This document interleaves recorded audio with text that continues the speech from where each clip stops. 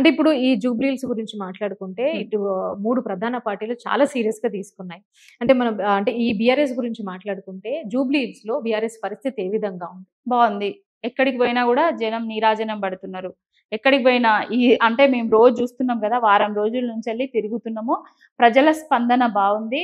అంటే ముస్లిమ్స్ ఉన్నారు చాలా మంది అని చెప్పిండ్రు గదా!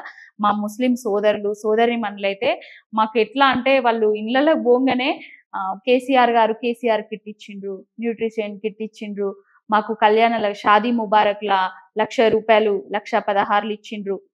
మాకు రంజాన్ వస్తే కానుకలు ఇచ్చిండ్రు. అవి ఇవని చెప్తున్నారు. మేము ఆయన ఉన్నప్పుడే బాగున్నాము. మాకు మంచి డెవలప్‌మెంట్స్ జరిగినాయి అని చెప్తున్నారు. డెవలప్‌మెంట్‌కి ఓటేస్తారు. జూబ్లీ హిల్స్ ప్రజలకు మాగంటి గోపీనాథ్ అన్న కేసీఆర్ గారి సారథ్యంలో చాలా చేసిండ్రు. రైమత్ నగర్‌కెళ్తే అక్కడ వాటర్ రిజర్వాయర్ 30 లక్షల లీటర్ల వాటర్ రిజర్వాయర్‌ని కట్టించడం జరిగింది. అంబేద్కర్ స్టడీ సెంటర్‌ను కూడా కట్టించడం జరిగింది. 900 కోట్ల రూపాయలతోటి చెస్ట్ హాస్పిటల్ ఏదైతే ఉన్నదో వెంగళరావు నగర్‌ల 1000 పడకల ఆసుపత్రిగా తీర్చిదిద్దింది బాపు కేసీఆర్ గారు. ఇప్పటికీ కూడా పనులు ఎప్పుడో అయిపోవాలి, కానీ కేసీఆర్ గారికి పేరు వస్తుందని డిలే చేసుకుంటా పనులు నడిపిస్తున్నారు. ఆ డివిజన్ లోనే కొంతమందిని అడిగితే ఆయన చేసింది ఏం లేదు, వీళ్ళొచ్చి చేసింది ఏం లేదు, ఆయన ఉన్నప్పుడు కూడా మాకేం డెవలప్మెంట్ జరగలేదు అనేసి కొంతమంది అంటున్నారు. అయితే మేము చేసింది చెప్పుకోలేదు. అంటే ఇప్పుడు మేము ఉద్యోగాలు 1,60,000 ఉద్యోగాలు ఇచ్చినాం. రేవంత్ రెడ్డి లెక్క ఎల్బీ స్టేడియమో ఆ స్టేడియమో ఈ స్టేడియమో మాట్లాడుకొని నియామక పత్రాలు ముఖ్యమంత్రి పోయి వంచలేదు. ఏదైతే రాజ్యాంగబద్ధంగా ఎవరైతే ఉన్నారో మా కలెక్టర్లు కానివ్వండి, మా వాళ్ళు కానివ్వండి, ఆ పోస్ట్ వాళ్ళు పంచడం జరిగింది, వాళ్ళకి ఇవ్వడం జరిగింది. కానీ ఇప్పుడు రేవంత్ రెడ్డి వాళ్ళు ఏం చేస్తున్నారంటే మేము చెప్పింది అంటే ప్రజలకు మేము ఇది చేసినామని చెప్పలేదప్పుడు. ఇప్పుడు అందరికి కనిపిస్తున్నది వాళ్ళు ఏం చేసిండ్రు వీళ్ళేం చేసిండ్రు కాదు, కానీ ఎక్కడికి పోయినా కేసీఆర్ గారి మార్క్ అయితే ఉన్నది. కేసీఆర్ గారు మాకు చేసిండ్రు అని మీరు అడిగితే అట్లా చెప్పిండ్రు కావచ్చు, కానీ మేము ఎక్కడికి పోయినా కూడా మాకు బాగా డెవలప్మెంట్ చేసిండ్రు.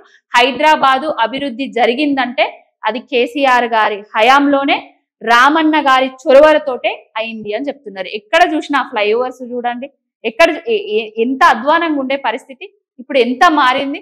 ఒకప్పటి తెలంగాణలో ఉన్న హైదరాబాద్ ఏ విధంగా ఉంది, ఇప్పుడు తెలంగాణ వచ్చిన తర్వాత హైదరాబాద్ రూపురేఖలు ఏ విధంగా మారినాయి అందరు చూస్తూనే ఉన్నారు కదా. జూబ్లీహిల్స్ ప్రచారంలో సునీత గారిపై అంటే పొన్నం ప్రభాకర్ గారు కొన్ని వ్యాఖ్యలు చేశారు. సో అలాంటి వ్యాఖ్యలు విన్నప్పుడు ఏ విధంగా అనిపించింది? అంటే అలాంటి వ్యాఖ్యలు విన్నప్పుడు కాంగ్రెస్ పార్టీల మహిళలకు ఇందిరమ్మ రాజ్యము అది అని చెప్తారు కదా, ఆ ఇందిరమ్మ రాజ్యంలో ఆ మహిళలను కన్నీళ్లతోటే అంటే వాళ్ళ కన్నీళ్ల మీద రాజకీయాలు చేసుకుంటా నాటకాలు అనుకుంటా ఇట్లా చేస్తారని వాళ్ళకు మహిళలకు ఇచ్చే గౌరవం కూడా ఇయ్యరు అనేది అర్థమైపోయింది. ఇంకొకటి పొన్నం ప్రభాకర్ అనేటైనా ఈయన చనిపోతే కూడా వాళ్ళ భార్య ఏడుస్తే అది కూడా నాటకం అనుకుంటాడు కావచ్చు. మరి కేసీఆర్ ఇలా మాట్లాడండి, ఇలా సింపతి వస్తుంది, ఇలా యాక్ట్ చేయండి అని చెప్తేనే ఆయన స్క్రిప్ట్ ప్రకారం ఇక్కడ జరుగుతుంది అనేది ఆయన మాటల ద్వారా అర్థం. కేసీఆర్ గారి గురించి తెలిసిన వాళ్ళైతే ఇది ఎవరు మాట్లాడరు. కేసీఆర్ గారి మీద బురద జల్లేయడానికే ఇలాంటి మాటలు మాట్లాడుతున్నారు. ఓట్ల కోసము ఎన్నికల కోసము రాజకీయం చేసే నీచమైన చరిత్ర కేసీఆర్ గారిది కాదు. ఓన్లీ ఆయనకు తెలంగాణ ప్రజల అభివృద్ధి, తెలంగాణ ప్రజల సంక్షేమమే ఆయన ధ్యేయంగా పరిపాలిస్తాడు కూడా రాబోయే రోజులలో మళ్ళా ముఖ్యమంత్రి అయ్యి. ఇంకొకటి ఏంటంటే పొన్నం ప్రభాకర్ అనేటైనే మంత్రి కాగానే అహంకారంతో వాళ్ళు ఏదైతే సహచర మంత్రి ఉన్నాడో ఆయననే దున్నపోతన్నాడు. ఇక ఆడవాళ్ళని ఏ విధంగా రెస్పెక్ట్లెస్ గా మాట్లాడతాడో మీకు అందరికీ తెలుసు.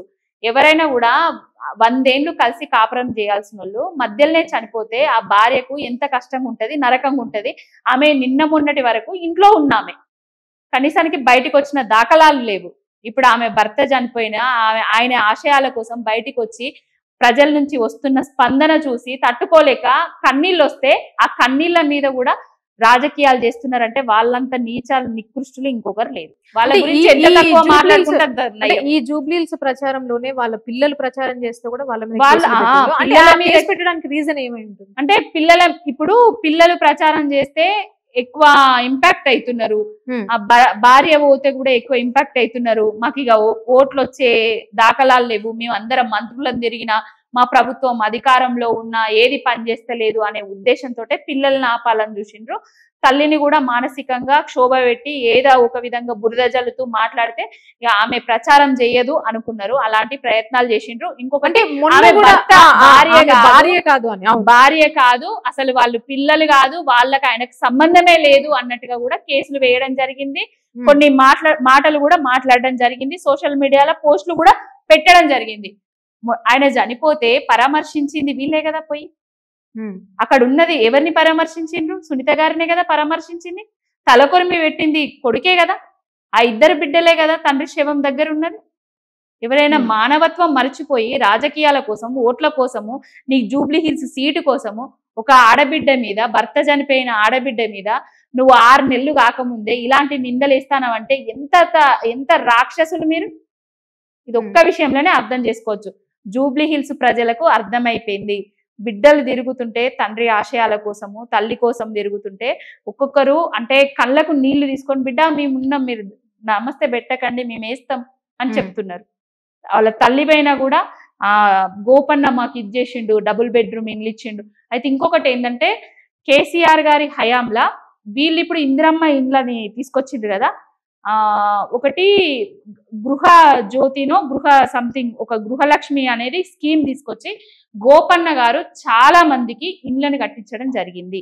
3 లక్షల రూపాయలు ఇచ్చిండ్రు చాలా మందికి. కొల్లూరులో డబుల్ బెడ్రూమ్ ఇండ్లల్లో 600 మందికి జూబ్లీ హిల్స్ ఎవరైతే ఇల్లు లేనులకు ఇల్లు ఇప్పించడం కూడా జరిగింది. చాలా కమలానగర్ లో డబుల్ బెడ్రూమ్ ఇండ్లల్లో చాలా మంది లబ్ధిదారులు ఉన్నారు.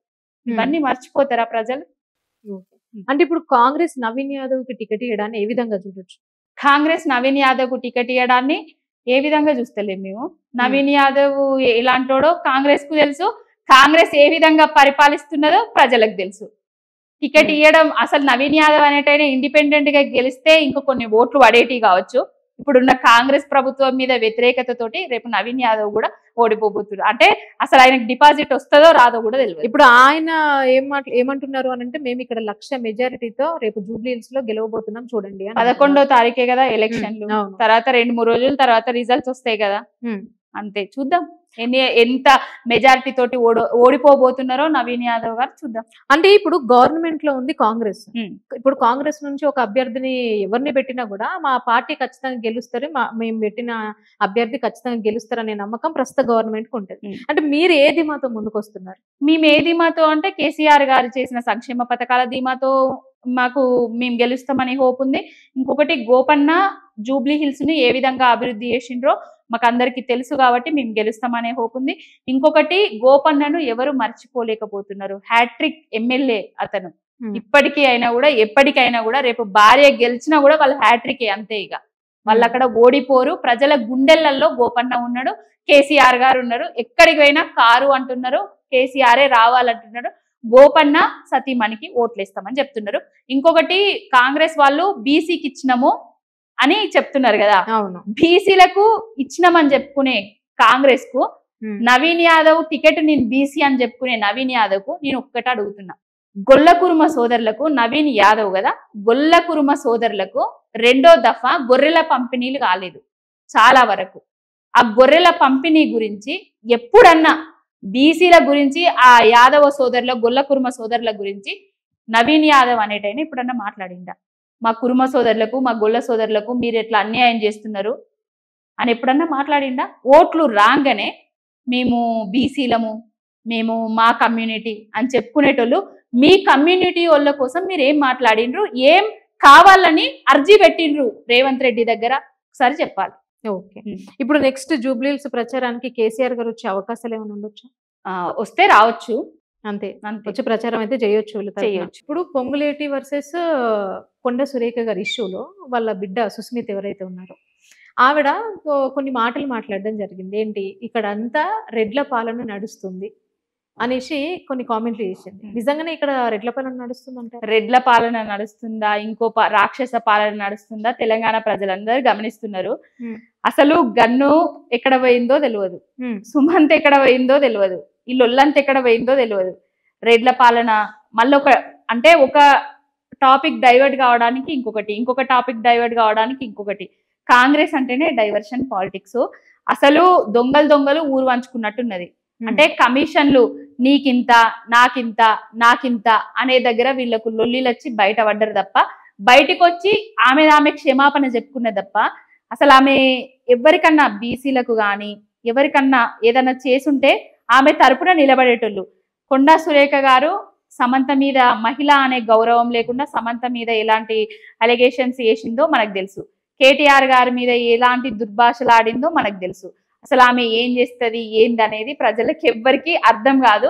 వీళ్ళతోటి మనకు తెలంగాణకు వచ్చింది లేదు, పోయేది ఏం లేదు, ప్రజలకు కూడా జరిగింది ఒరిగింది కూడా ఏం లేదు. ఏదో ఒక విషయం డైవర్ట్ కావడానికి ఇలాంటి టాపిక్స్ తెస్తూనే ఉంటారు, నడుస్తూనే ఉంటాయి. నాటకాల పార్టీ ఏంటంటే ఒక శ్రీదేవి డ్రామా కంపెనీ ఆడినట్టుగా ఆడుతుంది కాంగ్రెస్ పార్టీ.